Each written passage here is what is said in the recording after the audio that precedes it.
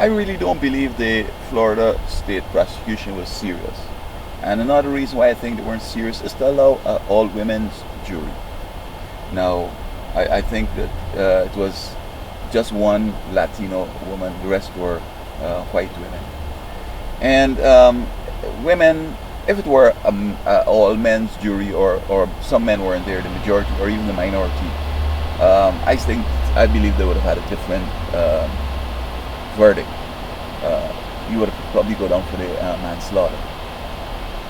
Now, let me look at this here. Police women. I saw in Puerto Rico, the state police, where at the University of Puerto Rico, and there was a sort of demonstration riot. And as soon as the action started, the women were pulling back. They didn't want nobody to grab the face or grab the hair. The men were going forward. And I suspect that when there's a shootout, the policemen just put the women, ask them to go somewhere else, or just call them away from there. We don't have them in shootouts because, women are different. When a female police responds to a domestic violence case, or one who has been a victim of domestic violence, anytime a man is approaching her in a way like aggressive or anything, like, she's ready to shoot him, see what I'm saying?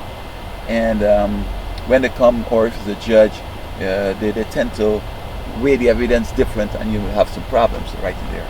They ignore the woman's aggression, etc. And in this case here, I think that these women, their tolerance of violence or their ability to deal with aggression is so minuscule that the defense saying that this guy, this black guy, yada yada, and he was attacking him and so forth, they're willing to buy that sort of thing, a defense, and come with a guilty verdict. Now, on the other hand, men, especially like if I, without being, thinking that it was racist and this guy should definitely go to jail. Let me say there are two black people in charge, one shot and the other one they're claiming defense, self-defense. I would look at the evidence different, because I would say that as a man, he's supposed to be able to handle that sort of aggression without resorting to deadly violence. And so the women there, the tolerance is so minuscule that this decision was obvious. And I'm sure that the defense liked that. The prosecution should have, mix it up, get rid of some of these women. Furthermore, I think that they should have shown, the prosecution should have shown, that even if this guy was the aggressor and he's all this kind of stuff, beating you down, etc., without the banging the head to the concrete, because nobody believed that story, and his bloody face and all that stuff, nobody believed that. At least I don't believe it. And this Martin was on top of him, beating him down and all that stuff.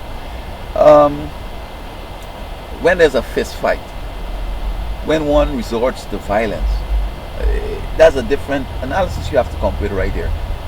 You have to show that, look, if he had fractured his skull with one push or one cuff and he had died, hey, no problem. But he took the fight to the next level, start to use a weapon. If two fellas were fighting, two black guys, and the next one take a bottle or a stick or a stone or a knife or a gun, it's a different analysis, all right? And you should be held for at least manslaughter in a case like that. So it's unfortunate that these women out there who are peace-loving people and aren't accustomed to violence, don't come to non-violence, and they would easily sort of side with Martin for other reasons. And it would be interesting to know whether white women or black men or white men are, who is the more racist, which one is the racist one. This would be an interesting discussion.